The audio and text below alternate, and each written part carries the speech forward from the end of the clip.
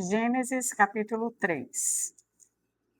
Mas a serpente, mais astuta que todos os animais selvagens que o Senhor Deus tinha feito, disse à mulher: É verdade que Deus disse: Não comam do fruto de nenhuma árvore do jardim?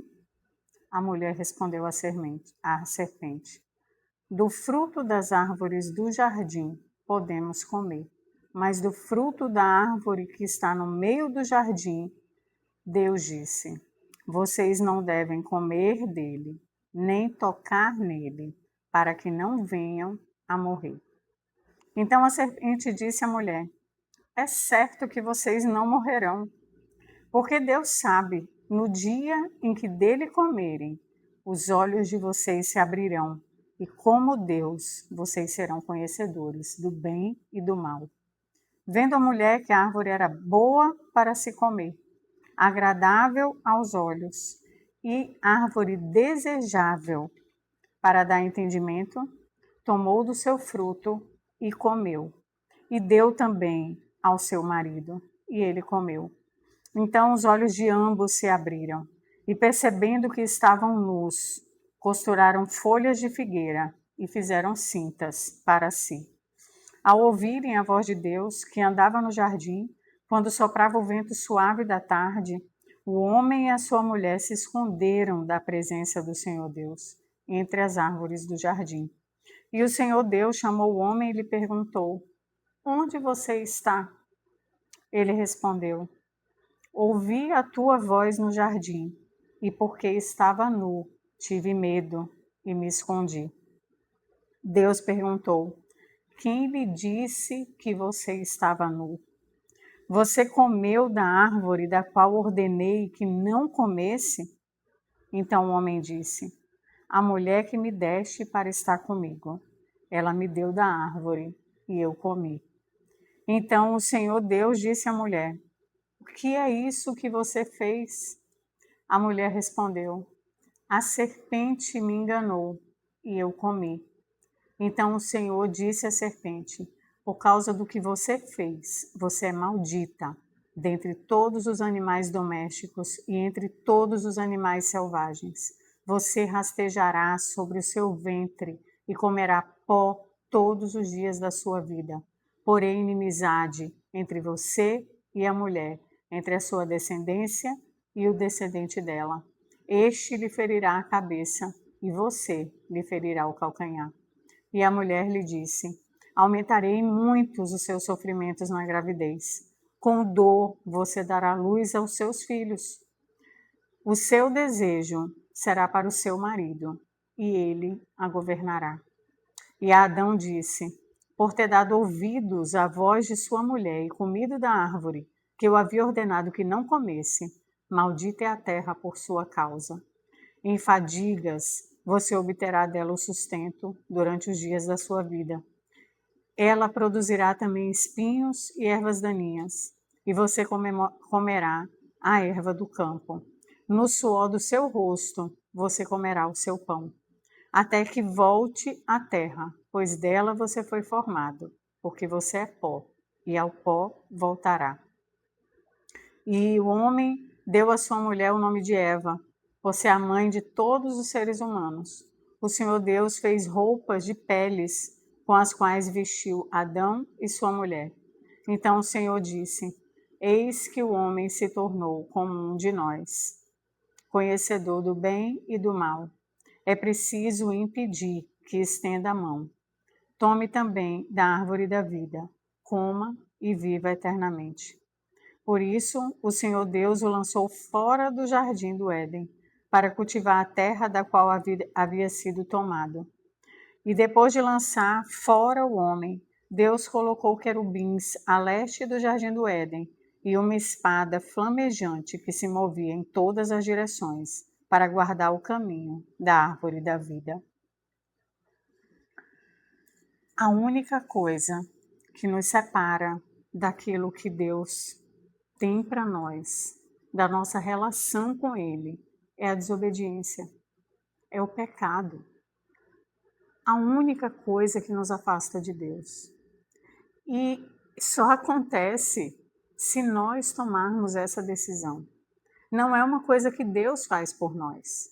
Nós precisamos tomar a decisão, escolher, dar sim e não para tudo na vida, para todas as coisas. Deus nos deu essa autoridade sobre a nossa própria vida. Ele não perde o controle de todas as coisas, mas ele nos dá o livre arbítrio de escolher. E é incrível a capacidade do homem de distorcer as coisas. Porque, veja, a orientação de Deus foi: do fruto não comerás. Quando Eva é questionada, quando ela se encanta, quando ela olha para aquele fruto e diz: talvez ele seja mesmo bom. A palavra diz que parecia bom de se comer, agradável aos olhos e desejável. Quando Eva olha para aquele fruto, ela toma uma decisão e ela aumenta aquilo que Deus disse. Deus disse: do fruto não comerás. Quando ela responde à serpente, ela diz: Deus disse para não comer e nem tocar. Não posso nem tocar nesse fruto. Não foi isso que Deus disse. E como isso é real nas nossas vidas. Como as coisas que nos levam ao pecado, elas encantam os nossos olhos. Elas são agradáveis aos nossos olhos, elas parecem boas de comer. Em qualquer área da vida, seja na área profissional, seja na escola, na faculdade, tratando seus amigos, nos seus relacionamentos, a relação com seus pais, com seu cônjuge, com um namorado, todas as situações, o pecado ele se apresenta e ele parece agradável aos olhos. Parece bom de se comer. E a gente acaba muitas vezes desobedecendo a Deus. E aí quando nós desobedecemos a Deus, o que acontece? Nos escondemos dele. Não temos a capacidade, a dignidade de simplesmente dizer: Senhor, me perdoa. Porque Deus pergunta a Eva: o que é isso que você fez? E aí eles se comportam como nós nos comportamos. A culpa é sempre do outro. Adão culpa Eva, Eva culpa a serpente. No final das contas, eles estão culpando o próprio Deus. Adão diz: a mulher que tu me deste. Se tu não tivesse me dado a mulher, eu não tinha pecado. Eva diz: a serpente me enganou. Quem criou a serpente e colocou lá no jardim? Deus. Então nós sempre voltamos os nossos erros para o próprio Deus. Devolvemos para ele como se ele fosse culpado. Porque o resultado é ruim e a gente se pergunta: por que Deus? Por que Deus? Não sei se já aconteceu com você, mas comigo já aconteceu. Perguntar para Deus: Senhor, por que Deus não? Deus, por que tu estás permitindo isso? Mas quando Deus confronta a gente olha, coloca os joelhos no chão e pede perdão. Fala: Senhor, me perdoa, o erro foi meu. Eu fui contra a tua vontade. E por isso eu estou sofrendo. O capítulo 3 ele é intenso demais quanto à desobediência e suas consequências. Todo pecado tem consequências. A palavra que diz que aquilo que plantarmos vamos colher também está no Novo Testamento. Também está lá. O que plantarmos, vamos colher. Graças a Deus temos um Deus de misericórdia que muitas vezes nos livra de algumas consequências. Mas as consequências existem. O amanhã vai chegar, pessoas vão sofrer por causa das nossas escolhas. E a nossa própria vida será destruída. E esse capítulo acaba de uma forma assim, tão linda, porque depois desse diálogo tão difícil, onde não houve arrependimento, não houve arrependimento nesse diálogo, mesmo assim, Deus aplica a sua misericórdia. Diz aqui a palavra que o Senhor Deus fez roupas de peles com as quais vestiu o homem e a mulher. Depois daquele pecado que não tinha mais volta, não tinha mais como fechar os olhos, não tinha mais deixar de ver que estavam nus, Deus cobre o corpo deles com peles. É muito incrível, né? Mas vamos seguir para o quarto. Adão teve relações com Eva, a sua mulher. Ela ficou grávida e deu luz a Caim. Então ela disse: adquiri um varão com auxílio do Senhor. Depois deu à luz a Abel, irmão de Caim. Abel foi pastor de ovelhas e Caim foi agricultor. Aconteceu que, ao fim de um certo tempo, Caim trouxe do fruto da terra uma oferta ao Senhor. Abel, por sua vez, trouxe das primícias do seu rebanho e da gordura deste. O Senhor se agradou de Abel e de sua oferta, mas de Caim e de sua oferta não se agradou. Caim ficou muito irritado e fechou a cara. Então o Senhor lhe disse: por que você anda irritado? E por que essa cara fechada? Se fizer o que é certo, não é verdade que você será aceito? Mas se não fizer o que é certo, eis que o pecado está à porta à sua espera. O desejo dele será contra você, mas será necessário que você o domine. Caim disse a Abel, seu irmão: vamos ao campo? Estando eles no campo, Caim se levantou contra Abel, o seu irmão, e o matou. O Senhor disse a Caim: onde está Abel, seu irmão? Ele respondeu: não sei. Por acaso sou guardador do meu irmão? E o Senhor disse: o que foi que você fez? A voz do sangue do seu irmão clama da terra a mim. E agora você é maldito sobre a terra, cuja boca se abriu para receber da sua mão o sangue do seu irmão. Quando você cultivar o solo, ele não lhe dará a sua força. Você será fugitivo e errante pela terra. Então Caim disse ao Senhor: meu castigo é tão grande que não poderei suportá-lo. Eis que hoje me expulsas da face da terra e da tua presença terei que me esconder. Serei fugitivo e errante pela terra. Quem se encontrar comigo me matará. O Senhor, porém, lhe disse: não, se alguém matar Caim, será vingado 7 vezes. E o Senhor pôs um sinal em Caim, para que, se alguém viesse a encontrá-lo, não o matasse. E Caim se retirou da presença do Senhor e habitou na terra de Nod, a leste do Éden. E Caim teve relações com sua mulher. Ela ficou grávida e deu à luz a Enoque. Caim edificou uma cidade e a chamou de Enoque, o nome do seu filho. A Enoque nasceu Irade, Irade gerou Meujael, Meujael gerou Metusalém, Metusalém gerou Lameque. Lameque tomou para si 2 esposas. O nome de uma era Ada e o nome da outra era Zilá. Ada deu à luz a Jabal, que foi pai dos que habitam em tendas e possuem gado. O nome do seu irmão era Jubal, que foi o pai de todos os que tocam harpa e flauta. Zilá, por sua vez, deu à luz a Tubal-Caim, artífice de todo instrumento cortante de bronze e de ferro. A irmã de Tubal-Caim foi Naamá. Lameque disse às suas esposas, Adá e Zilá: ouçam o que eu digo. Vocês, mulheres de Lameque, escutem o que passo a dizer. Matei um homem, porque me feriu, e um jovem, porque me machucou. Se Caim é vingado 7 vezes, Lameque será vingado 70 vezes 7.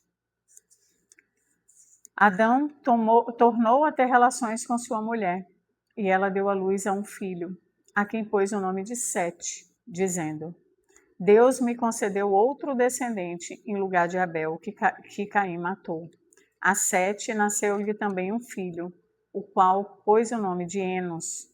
Foi nesse tempo que se começou a invocar o nome do Senhor. Essa passagem de Caim e Abel, o que mais me marca, além daquilo que a gente deve devolver a Deus, assim como esse 1% que nós estamos aqui entregando para Deus, que seja de todo o nosso coração. Não tem a ver com qualidade nem com quantidade. Tem a ver com entrega, tem a ver com o coração. É tão forte isso que nesse diálogo que Deus tem com Caim, Deus não condena Caim. Deus ele não lança uma sentença sobre Caim. Ele apenas não se agrada da oferta de Caim. E ele alerta Caim, ele pergunta, por que você está irritado? Você pode imaginar uma cena dessa?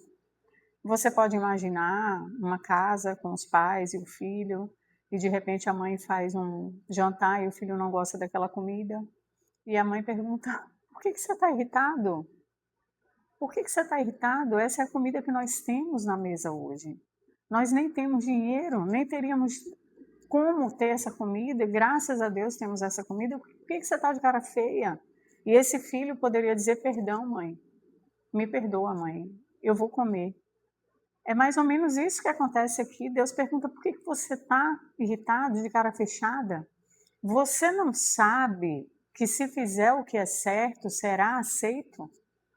Deus está dando o caminho para aquele homem voltar para ele, para aquele homem viver aquilo que Deus tem para ele. E esse diálogo começa aqui. O desejo do pecado será contra você. Deus já sabia o que se passava no coração de Caim. O desejo do pecado será contra você, mas é necessário que você domine esse desejo. É necessário que, apesar de você estar querendo reagir com violência, dizer palavras agressivas, ou se acomodar, não fazer aquilo que precisa ser feito, é verdade que você vai sentir isso, mas é preciso que você domine essas sensações, porque em Deus você pode vencer essas sensações. Mas Caim, ele tem liberdade para dizer sim e não, e ele diz não, e ele mata o seu irmão. O primeiro assassinato. Ele mata o seu irmão e aquele sangue clama da terra. E mais uma vez a palavra traz que o pecado traz consequências. E aqui a palavra mostra que essas consequências, elas podem se refletir nas próximas gerações. Eu tenho dito isso com frequência. O pecado que nós cometemos, ele pode e vai se refletir se Deus não entrar nessa história nas próximas gerações. Aquele filho que você deixa de ter, elimina a possibilidade de quantas gerações para frente. Aquela decisão que você toma ou que você deixa de tomar, que gera um trauma na sua família, que gera um trauma nos seus filhos e que vai marcar por uma vida toda, que não quer mais formar famílias, que não é bom ter um relacionamento. Todas as nossas decisões e o nosso pecado trazem consequências. Mais uma vez, no capítulo 3, a palavra conclui com misericórdia. No capítulo 4, perdão. A palavra conclui com misericórdia. Depois de tudo isso, Adão tornou a ter relações com a sua mulher e esta deu à luz a outro filho. Apesar de todas as decisões e de tudo estar desagradável a Deus, mais uma vez, ele derrama bênção naquele lugar. Esse é o nosso Deus. Esse é o nosso Deus. Oro para que essa palavra tenha falado ao seu coração, assim como falou ao meu. Amém.